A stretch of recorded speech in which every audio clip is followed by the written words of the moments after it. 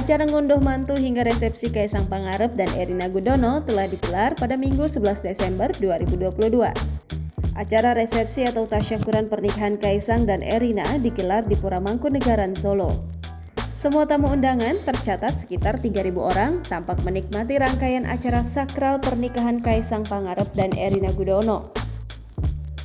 Adapun para tamu undangan resepsi dijamu dengan beberapa panganan khas yang beragam, mulai dari makanan tradisional maupun makanan barat. Sejumlah makanan tradisional yang disajikan mulai dari tengkleng Solo, selat Solo, sate ayam, nasi kebuli, dan juga kambing guling, steamboat, aneka bakso. Tak hanya makanan khas Indonesia, ada juga makanan barat seperti salad, lasagna, dan chicken cordon bleu. Untuk minuman, para undangan dapat menikmati es kopior.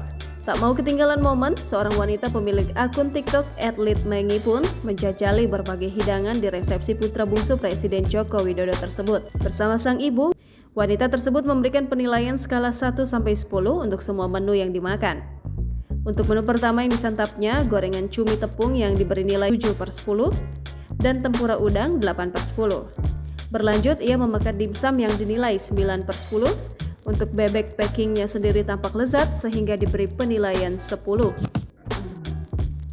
Ia pun berjalan ke stan minuman dan pencuci mulut, mengambil hidangan es buah. Hidangan cuci mulut ini diberinya rate 5/10 lantaran dinilai tidak manis. Tidak tampak antrian mengular di stan-stan makanan tersebut karena jumlahnya banyak dan tersebar di area yang luas. Tak berhenti sampai di situ, berlanjut dengan makanan steamboat aneka bakso yang diberinya nilai 8/10. Bak tak ingin hilang kesempatan, wanita ini terus mencicipi berbagai hidangan mulai dari tradisional maupun western. Pada makanan setup makaroni, ia memberikan penilaian 10 dengan rasa yang cukup lezat dirasakannya. Sementara sang ibunda melahap hidangan selat daging Solo yang bak menggugah selera dengan nilai 9/10. Sebagai penutup, ia dan ibunya kemudian mengambil dessert es krim dengan nilai 10/10 dan puding dengan rate 8. Berbagai menu makanan disediakan untuk para tamu undangan, masih banyak lagi. Wanita ini mengaku tak sanggup lagi mencicipi makanan yang dijamu lantaran merasa kenyang. Setelah sebagian hidangan dimakan, wanita tersebut pun pulang dengan mengendarai becak yang telah disiapkan panitia pernikahan Kaisang dan Erina. Jokowi sendiri sebelumnya menyebutkan bahwa acara ngunduh mantu ini diadakan dengan konsep tradisional demi merawat kebudayaan dan memelihara kebudayaan.